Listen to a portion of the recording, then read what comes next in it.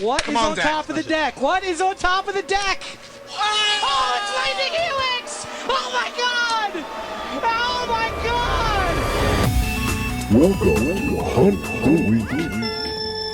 Hello everyone and welcome into the show. Welcome on in each and every one of you speed racers out there, you Racer X's, those are really the only two characters in Speed Racer. There was that monkey.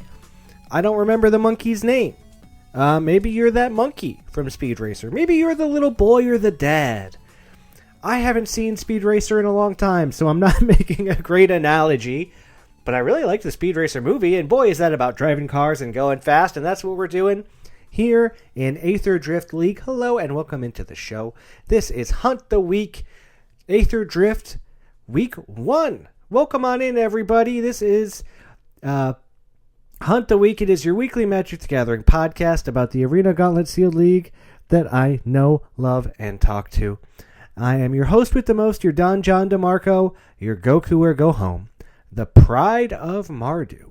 I am a 4-time top 8er, a 2-time league winner, and one time I had a pretty good week in Aetherdrift League, but we're going to go ahead and we are going to get to it as we start the show, as we always do, and as we start our engines.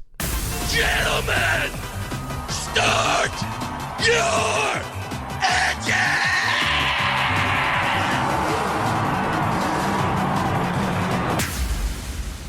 All right, everyone, as I record, it's currently 6:10 on Thursday, so we're getting near the end of week 1 of Aetherdrift League, and this is your top 8. Number 1 can be King Egbert, 5-0, sitting at a 60% OMW. They worked hard to get that 5-0. Congrats, Cam, aka King Egbert. Philip B. Plipster, welcome back, Philip. Been really enjoying having Philip back, 5-0. And Ryan H. Kitchen Sinks, also 5-0. Those are our 3 5-0s. Congrats to you 3. Then we have DeWitt K. Seething Octopus, Lot P. Lot, Jeff H. Walks, Emmett F. Sepulcher, and Chris Y.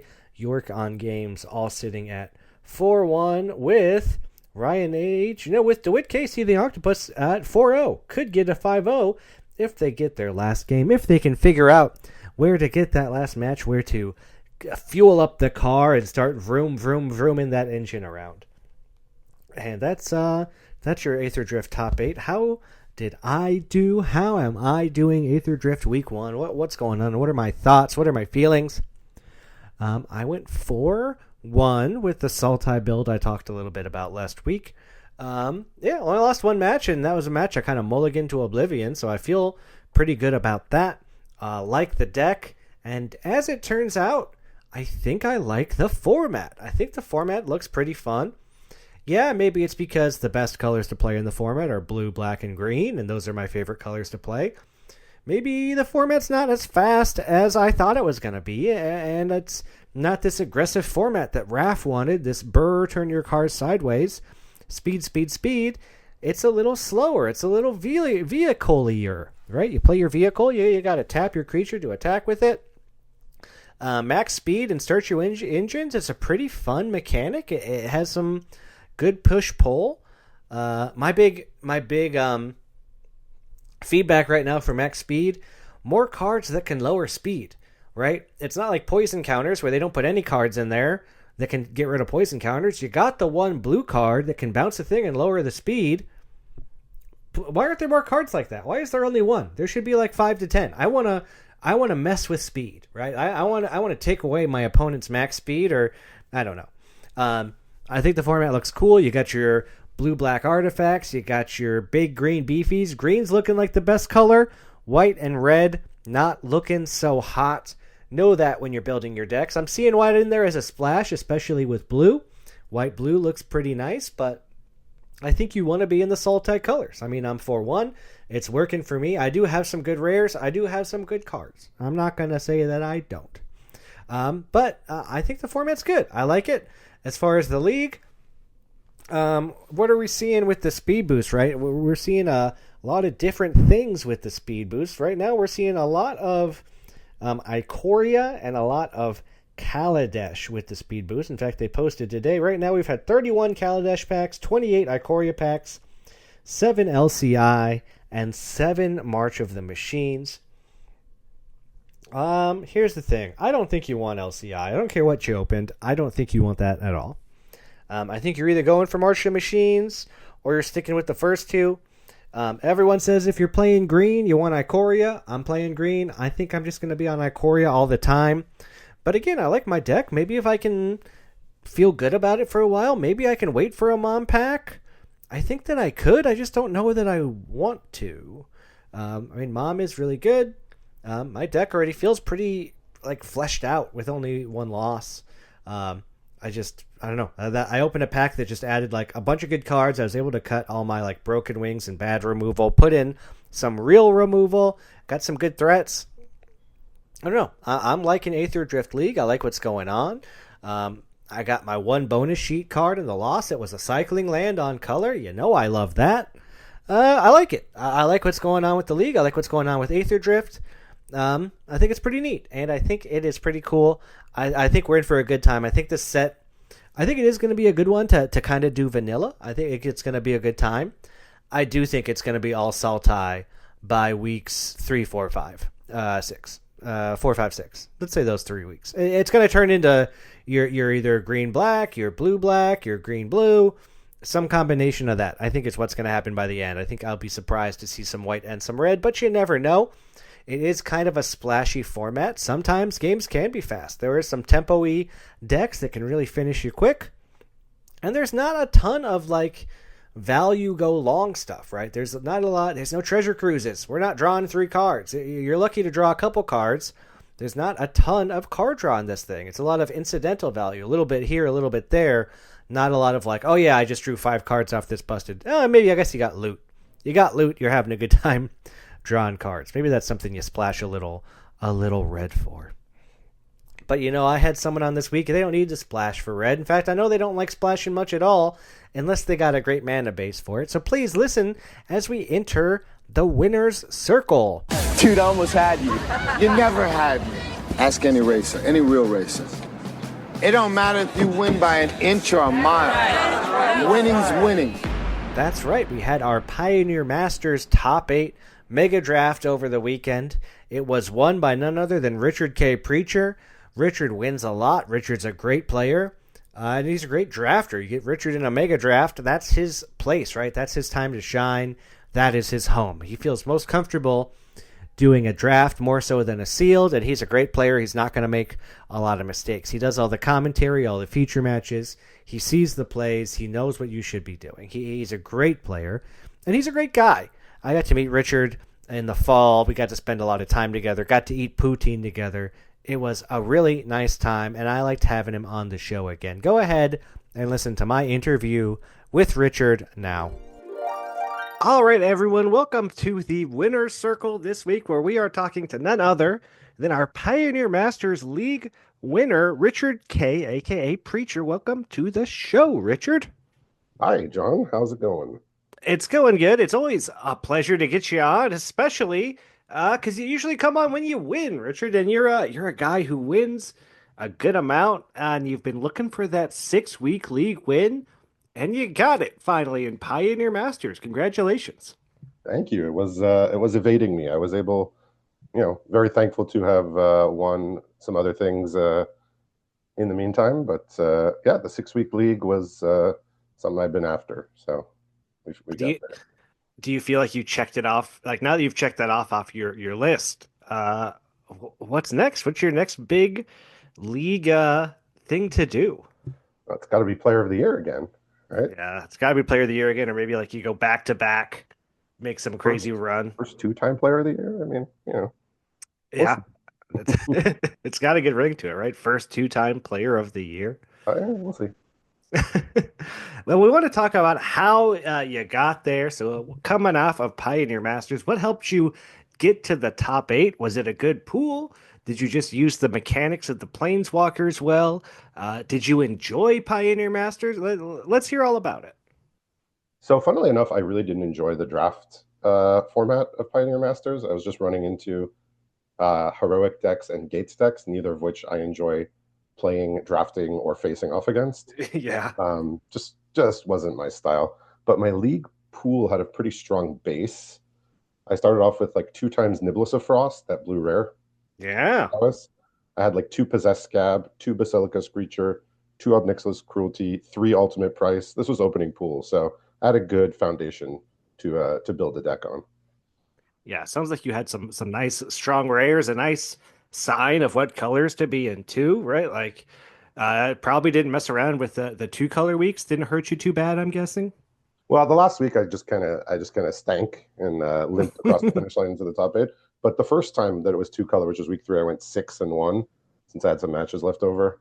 Hey, A little power up week. did you did you do that on purpose? Did you Yeah, yeah. yeah. And it paid off. Did you what about the mechanics, the planeswalkers? Were you on like Pioneer Masters? Were you going for the double and triple pack choices? What were you going So for? I don't think I ever once read one of any of the ultimates of any of the planeswalkers. Sure. Um, all I knew was that if you wanted a Pioneer Masters, you had to minus, basically, if you Yeah, wanted a yeah. Pioneer Masters. So all I knew is that once I was going to be blue-black, I did not want to touch a pack of Strixhaven because there's absolutely nothing in there. And War Smart. came right before Strixhaven, and War was great for blue-black. There was like one of the best archetypes. All the Grixis color pairs were amazing. So I said, in the War weeks, I'll plus, and then I'll be able to minus on the Strixhaven weeks. And then for Neo, I minused a couple times there too and got a couple of good Neo packs actually.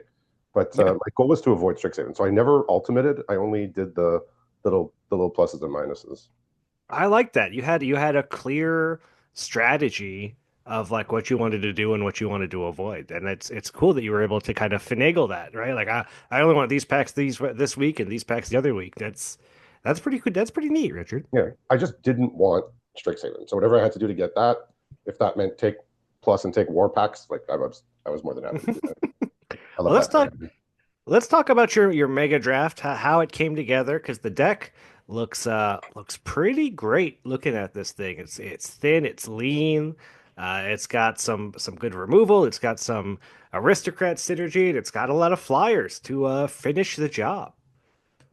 Yeah, it had a lot of good stuff going on. I locked in maybe a little earlier than I would normally like to, but it turned out it was open, so I got basically all the gold cards for Orzhov.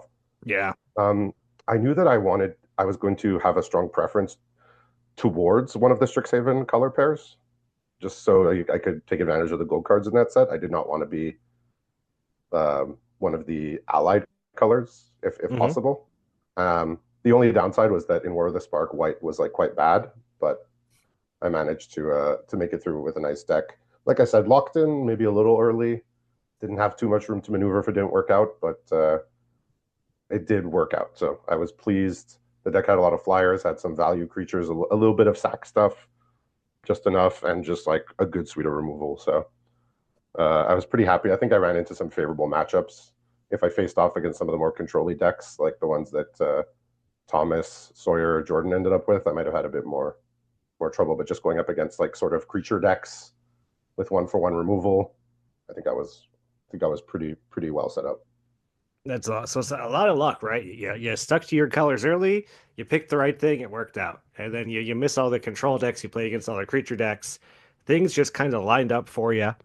And you go all the way. You get another big league win, Pioneer Masters. And again, you're looking at the deck here. It looks nasty. 2 Obnixilis Cruelties. You got the Disciple of Phoenix for some discard. Yeah, Good top end. my only rares was a Shambling Vent and Greasefang, which is a 4/3 vanilla, effectively for 3. Yep. So I'd made use of my commons and uncommons, flew. I basically use my removal on flying or reach creatures most of the time. Yep. Just push damage. And Arnvale Tactician, good removal, Stasis Snare, Fellsinger, some good card draw, Gravelighter, also like aristocrat card draw thing. Lots of good choices in here. Yeah, I was happy with it. Like I said, would have obviously I was a little bummed I didn't see like super powerful rares, but after the draft, I felt like if I got the right types of matchups, I could make it through. Yeah, you don't need powerful rares when you're busy killing your opponent in the air, right? Like if they don't have time to cast their strong cards, and even if they do, if you just kill it, keep on going, it can work out. And it's funny, only two rares, and you go all the way, you finish, you get another win, you win all the time, Richard. You're starting to get Jordan status. Careful if you keep winning Ugh. all this much. Yeah, you're gonna start being scary Richard, you know? Yeah, what can you do? Well, you back it up. And again, big congrats on your Pioneer Masters win. You get the invite to Player of the Year. You get another emote or RAF. You can No. pick RAF voice line, something you'd like. But Yeah, we'll see. We'll see. We'll see. I'm going to take some time to think about the it's no emo and the rush. sound clip. Yeah, yeah. Make it special. Make it yours. But we're out of Pioneer Masters. We are currently now in Aetherdrift League Week 1. It has kicked off. You got your feature matches tonight. Yeah, I'm very excited for it. In fact, one of my mentees is playing in one of your feature matches.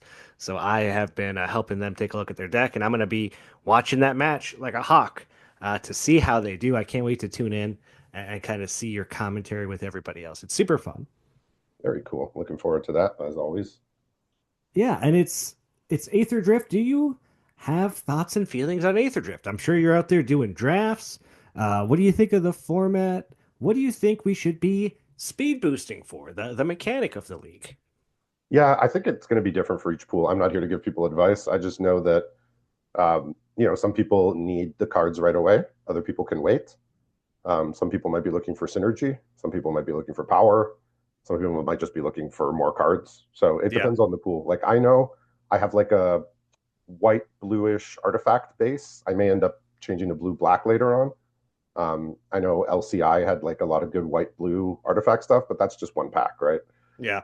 Like maybe I just say, why don't I just take Kaladesh? It's right away. It gives me extra cards. Plus, you get to play the Cloud Blazer lottery if you take Kaladesh. So Oh, see there, and you know what? You're already in the colors. You're lined up for it. You're ready to open it. And blue is good in Kaladesh, if I remember yeah, correctly. yeah, it'll depend on the packs too. Like once I get like I've only played one match and I won, but Hmm. like once I get my first loss, I'll know I'll have a better idea once I see that pack and say, okay, do I want to wait or do I want to add packs now? So it's touch and go. Yeah, it's the kind of thing where everyone's gonna have a different choice, and it's like, I'm trying to figure out what people are doing. Right now, it's a lot of Ikoria and Kaladesh, but that's because right now there's a lot of people at 1 and 2 losses, and that's what we're seeing. Right, we're not going to see the mom packs until next week, Yeah, week there's been a after. couple. I think I spotted a couple of mom packs. Oh, Maybe they're out there. there's a couple. Yeah, yeah. A I couple mean, of Ixalan too, but yeah, a lot of Kaladesh and a lot of Ikoria. I saw a Lutri there out somewhere, and somebody got a Lutri, somebody got a Yorion, so may have some companions running around.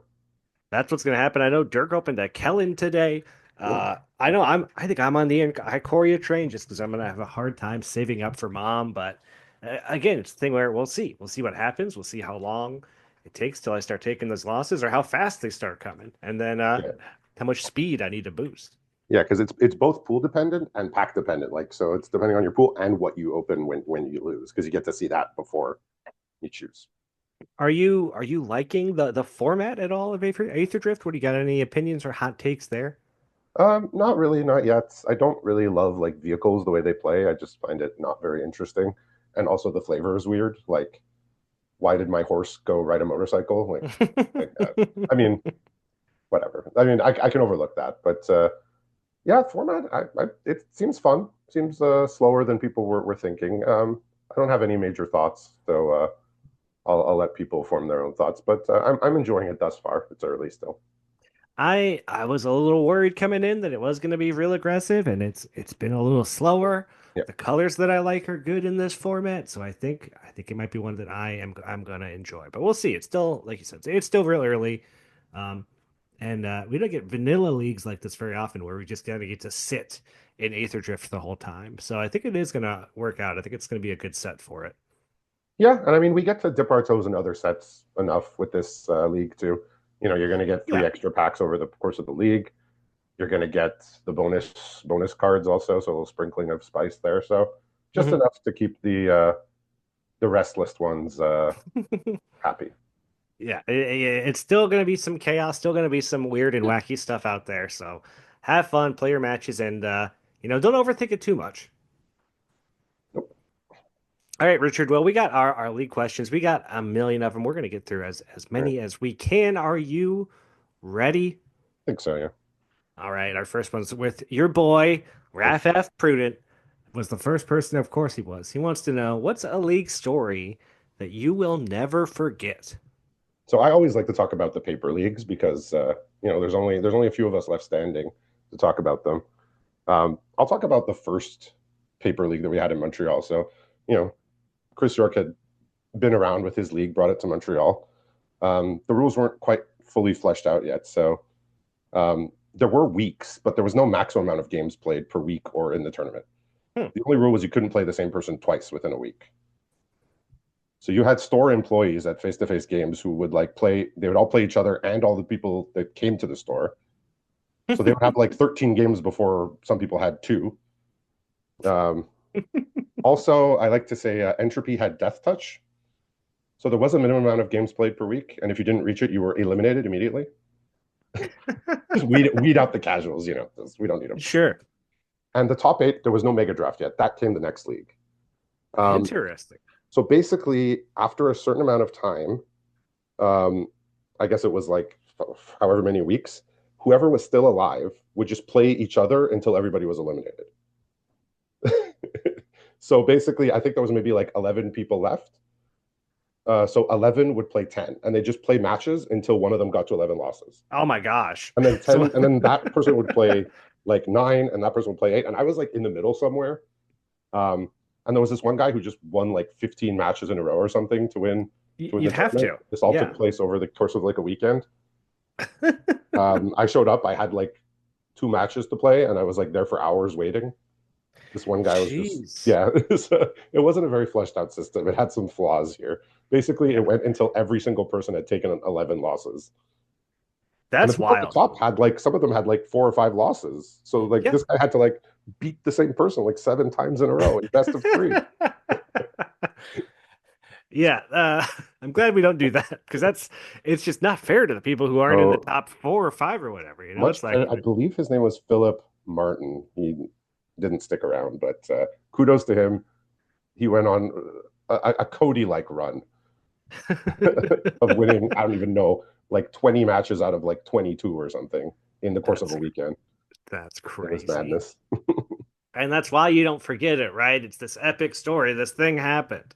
Yeah. We know all about it. And then we fixed it later because York came up with the mega draft pretty much the next league. Yeah, and you know what? What a great probably after that happened, we was Let's clean this up a little bit. I can see how maybe this ain't working out so well. Our next quote comes from Jack H. Rakic. We talked about this a little bit already, but what's the email sound clip going to be, and why is it Vader? Are you going to get Vader in there finally? Yeah, I mean, I already have 2 emotes that are kind of petty-ish with the That's true. and the anti-straight hand. So maybe maybe I'll try and gear towards positivity, but as a natural cynic, it may take me a while to figure out what other people would consider positive. So I'll sit on it for the time being. Jack's actual question: what's your favorite answer to a food question that you've gotten? You ask about food stuff all the time. Yeah. What's been your favorite? I had to think back. I think it was Nick A, who's from Great Britain, Mm-hmm. and he was talking about some sausage pastries or something that sounded amazing. That the bakery would Yeah. have these, pastries with sausage inside of it, flaky pastry. I don't know. It sounded amazing. Yeah. That was a very satisfying answer. I always get to learn a lot about what people's culinary foods are. Because some people are like, yeah, I like this crazy, really fancy stuff. And some people are just like, you just go grab a doner kebab. That's all you do. You grab a kebab and you're set. Perfect. Yeah, everyone has their own special food. And it's the fun worldliness of the league too, is to I don't know what they eat in the Netherlands or in Germany or Austria. And it's fun to get that what was it? Who was on? They was talking about that cold the tomato soup that was talking about last week or the week before. Yeah, I did ask about a soup. Yeah, they were talking about this weird Chinese tomato soup. Was it sounded Jim? interesting. No. Was it Evan? Evan L. Yeah, who had just moved to France. Yeah. Yeah, they had some weird soup that I'd never heard of. It sounded very interesting. In fact, our next question comes from Damien, asked Butt Crack Magic, another great food question. Can you cook? He always sees you posting about eating at restaurants and going to restaurants, but never cooking. So cooking is like just like it's like a fun thing, right? Like with family or friends to make a meal for people and like hang out during the day, spend the day cooking. Thing is, I live Hmm. by myself.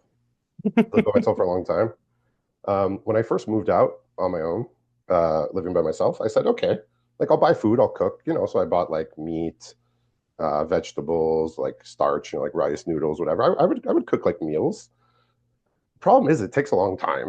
Like Yeah. if I'm working all day, it takes a long time, and it's like the food wasn't bad, but it's like very ordinary food. If you want the food to taste really good, it either has to be like usually unhealthy, or it's gonna take more time or cost more money to make Yeah. for better quality things. Um, so I would sit down for this meal and I'd just be like, was that worth like 30 to 45 minutes of my time plus the cleanup after? Hmm. And also, like, I would buy like vegetables, right? So I'd buy like a box, like the smallest box of mushrooms you could buy in a store. But when I'm making my meal, I'm only using a few of them. I'd go back 4 days later and they're rotten in the fridge, right? Same with like a head of lettuce. I'd buy lettuce to make a salad. I'd come back a few days later, lettuce has gone bad, right? It's like basically you need multiple people living in the household to be able to go through fresh produce before it goes bad. Yeah, it's tough. So I don't really do much cooking. I mostly eat at home prepared meals. So I know it's not the best thing to do, but time wise and it makes sense for me. And But I do enjoy eating out as well. it's much like the Cloud Blazer, right? You've realized that the value for you to cook, it's not good value, right? Like it's better value to do this other thing and to save the time. It all works out. Yeah, it works for me. I mostly when I'm at home, I mostly eat on the cheap, like frozen food and stuff. I know it's not the best Sure. food, but I do what I can. Hey, we all eat what we eat. Now, some of us, I'm sure there's a lot of people in the AGO that aren't big into cooking. Uh, but hey, we all love food. In fact, another food question, Evan C. Piece of crab. Are there any culinary experiences that are on your bucket list, whether specific restaurants or something more general? I actually don't really have an answer to this.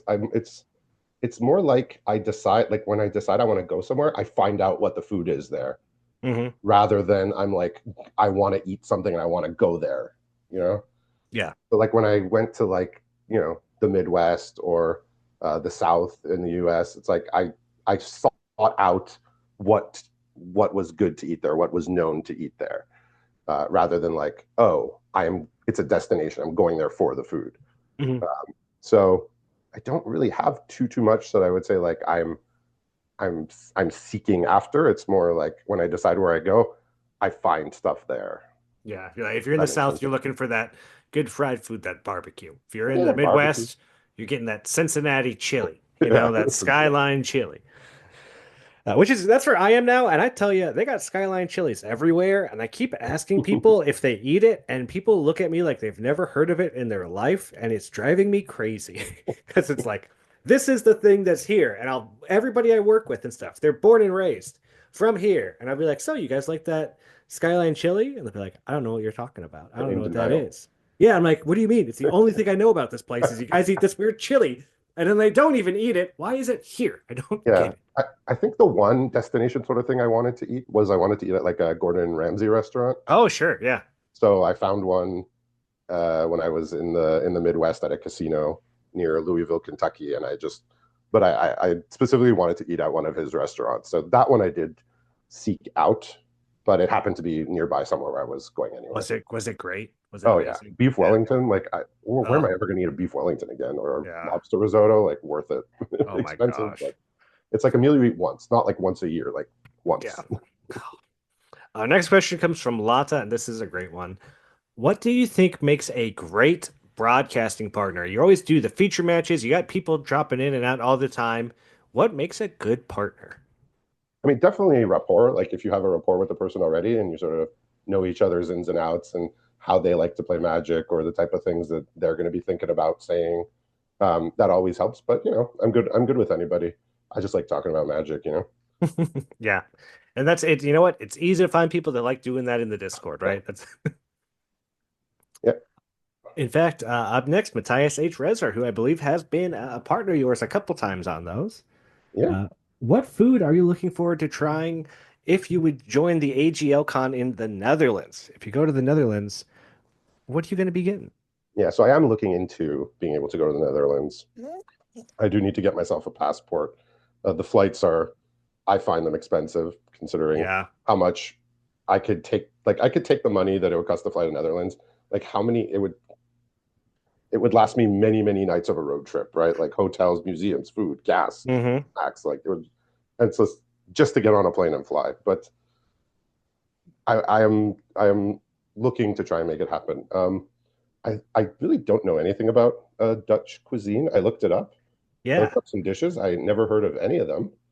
Um, but their national dish is called stampot, and it appears to be like you mash some potatoes with some other types of vegetables, and then you serve with like sausage and like a gravy. Okay. If you've had That like a does not sound diners and bad. mash type of thing, like at a pub, Hmm. like probably somewhat reminiscent of that. So that sounds okay to me. I'm Yeah, into that it. sounds good. And a good gravy. You know, it's going to be reminiscent of that poutine we love so much, Richard. You get a good Mm-hmm. gravy on there. A poutine, yes, of course. Oh man, I have been making poutine at home so much, Richard. It's become a thing, and it's Okay. I got to make it my own way, but oh, it's so good. Yeah, I mean, if you make it your own way, it's probably going to be good because I just like I've talked about in the past, the way that they make it here in Quebec, I don't really enjoy it. But just the concept of all the things together sounds very good. It's just execution sometimes is off.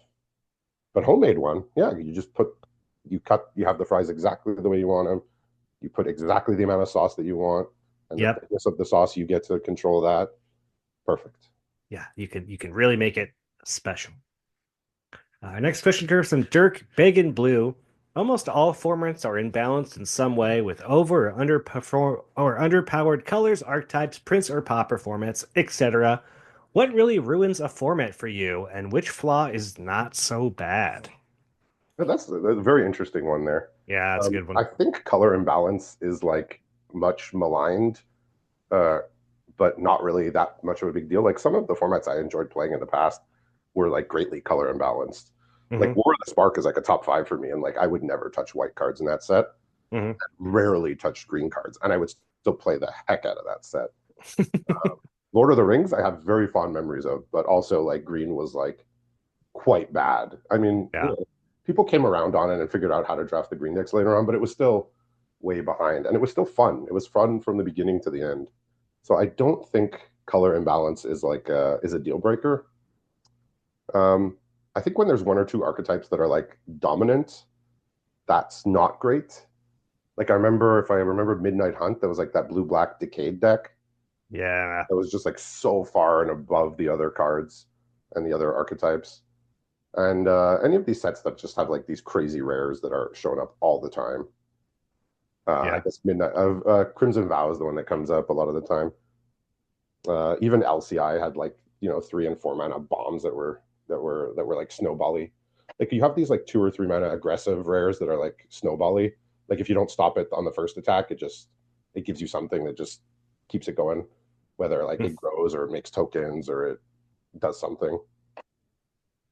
Yeah, those low powered rares can be real tricky because you got to have removal at the right time that costs the right amount, and like oh yeah, it sucks to lose a game because like you couldn't answer the thing and the one chance you had, which is like not a chance you should normally be able to answer a thing anyway. Yeah, So when you have too many of those, kind of brings down a format. And like I said, when you have like one or two archetypes that are just towering over the others, like behemoths. I think what was it, Dungeons and Dragons, that the treasure deck? It was just so yeah, stupidly strong. it's like I think of Ikoria and just like the cycling deck. Like I love that format, but like the cycling deck is just not fun to play against, and it definitely like puts like it takes it from like an S format to like a B plus or like an A minus for me, just because the cycling deck is just like broken. Yeah, that was a flawed design with the cycling for one generic was too pushed. Yeah. But hey, what can you do? You live, you learn, you play the next set when it comes out. They can't all be like you said. You weren't a big fan of Pioneer Masters. Now we're in Aetherdrift. We're hoping it's better, right? We're hoping it's a better time. Yeah. Our next question comes from Mitchell S. Spaghetti Mitch. Not a question, but a demand. Do your best dismissive, childish noise. Yeah, this is something Raphael does. So since it's not a question, I don't feel compelled to answer it. Um, I'm only going to glorify my own petty behaviors, not other people's. So Oh, I like it. no. I like it. Yeah, you should have asked that when Raph came on, last week, Mitch. You missed it. He'd be more than happy to do his little dismissive child whine noises when he wants to shut somebody up. Our next question is from Adam S. Wisma. Your cube was a hit at AGLCon. Tell us about your cube. What's the theme, and any special rules for what cards or versions go in that thing? Yeah, so this is the Popper Cube that I've had for quite a number of years now. Hmm. So it's basically the only rule is it had to be printed at common in a paper set at some point. So could be reprint set. That's how a lot of powerful cards got into the cube by being reprinted in like master sets and things. Yeah. People just seem to like it. It's really fun. There's nothing that's too powerful. Everything is viable. It's kind of like a preference cube in a way, because like there's no like pick one, pack one bombs. Hmm. I do find lately, I still enjoy it, but I do find just the comments are so pushed now. It's just like, oh, this is just the better version of this, and it's just like Yeah. everything's a better version of everything now over the past like I'd say like 3 4 years. Yeah. Every set is just like, oh, like it broke my heart. Like Pacifism came out, Doomblade is out. Like it's just they got outclassed. That's so sad. You can't even But play Doomblade anymore? yeah, Lightning Bolt I think is safe because they don't really print face damage spells at common very much that deal Yeah. damage to anything. So all that stuff is safe. But yeah, no, Cube is great. I like it. People like it. It's always a hit. So You have any favorite cards in that cube? yeah, so at least amongst the play group, like in Montreal, it's known that I basically only draft Esper color combinations. And like those are my favorite colors. We're playing Pauper Cube. I'm basically never going to first pick a red or green card ever. I think in like out of all the times we did it since like 6 years ago or 5 years ago, I think I drafted Rakdos once, and the rest was always some combination of Esper. There are some pet cards that if I see them, I'm just taking them in pack one no matter what. Sure. Like Battle Screech is pretty busted. Yeah. Cavern Harpy is probably like one of my favorite cards to take. Love that card. Dimir Guildmage, Recoil, Yeah. Dinrova Horror. I think I'm just naming Dimir card. Yeah, Din Roverhorse. Oh, so good.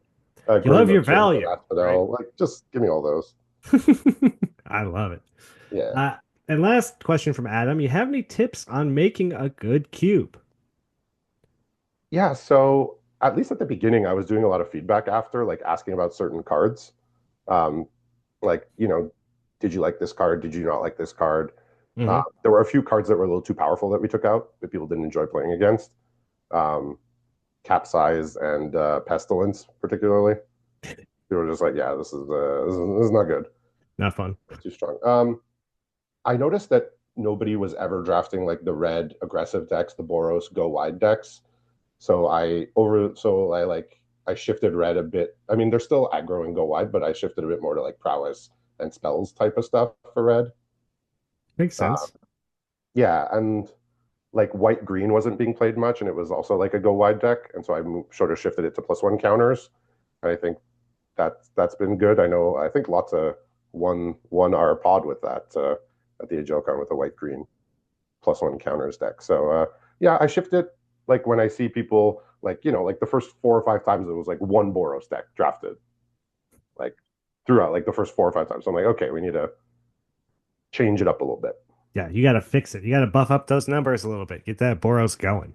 Yeah, and sometimes I try out weird cards and then I ask about after, like, hey, did anybody have this card?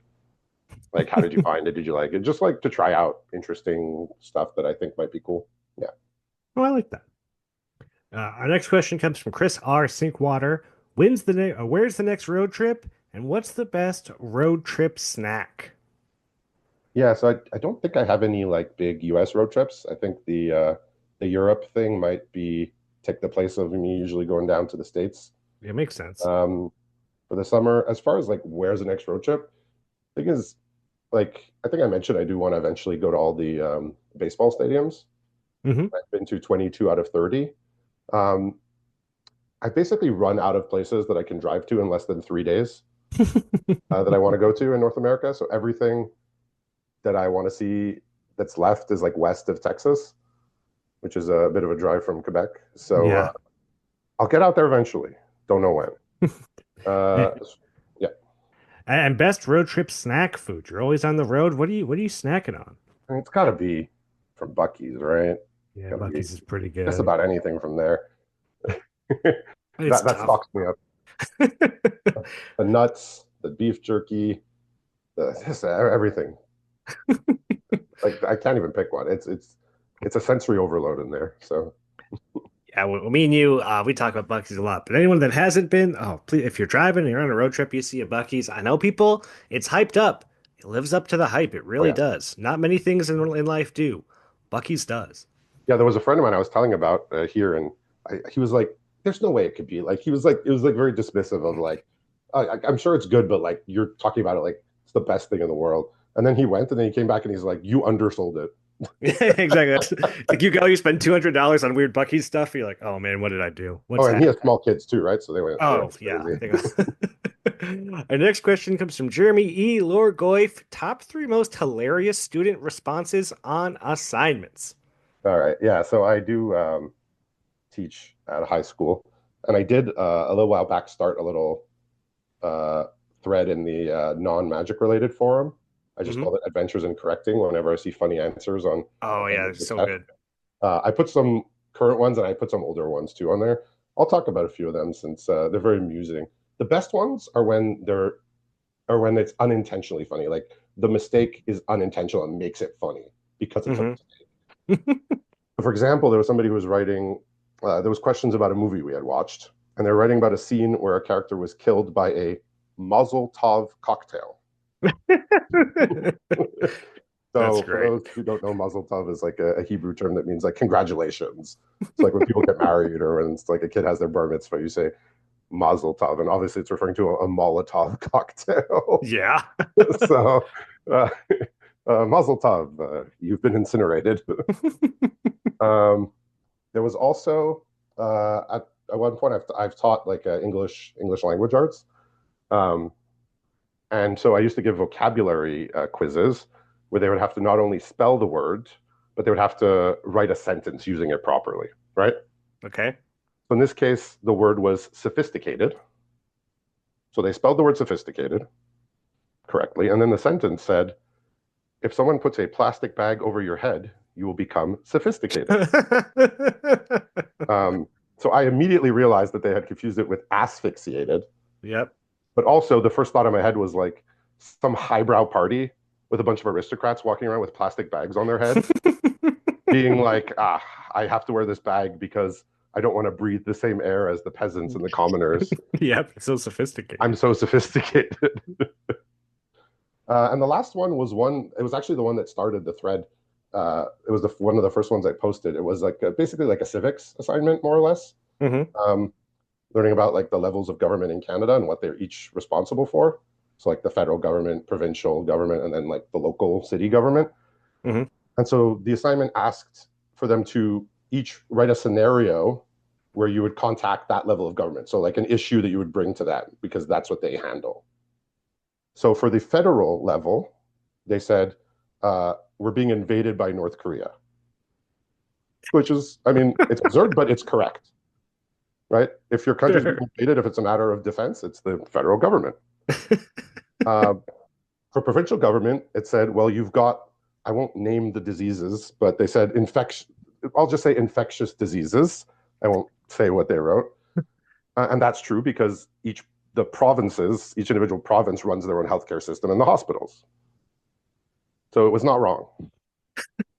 Um, and then for your local government, their answer was your neighbors are eating your cats and dogs. Wow.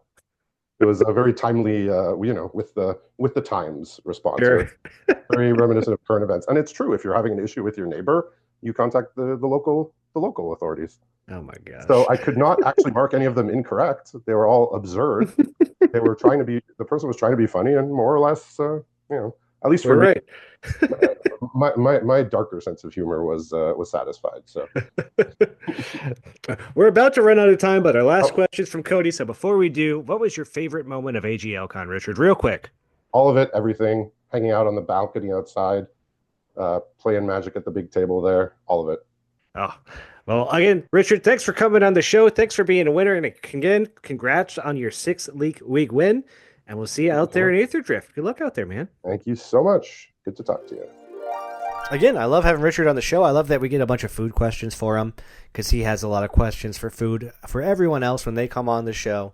And we talked right down to the wire, but we got through every question, and I really appreciate it. A big congrats to Richard. I know he was trying to get that 6-week league win for a long time to feel like he's still got it. And you know what?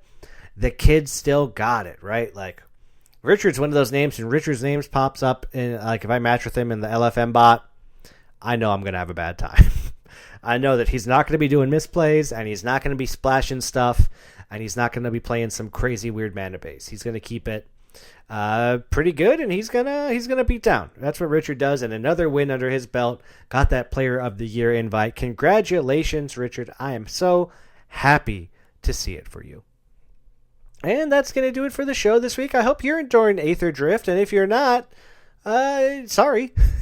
We're going to be here for a while. We got 5 more weeks of this thing, so if you're not liking it, maybe start a side event of something else. I like that they've been doing the testing for the Win-A-Box. They're doing the Collector Booster Box this time. I think that's pretty interesting. I might give it a shot if I get some time. Yeah, get out there. Be involved. If you don't like your deck, post it in the deck clinic. Do your practice matches. They help a lot.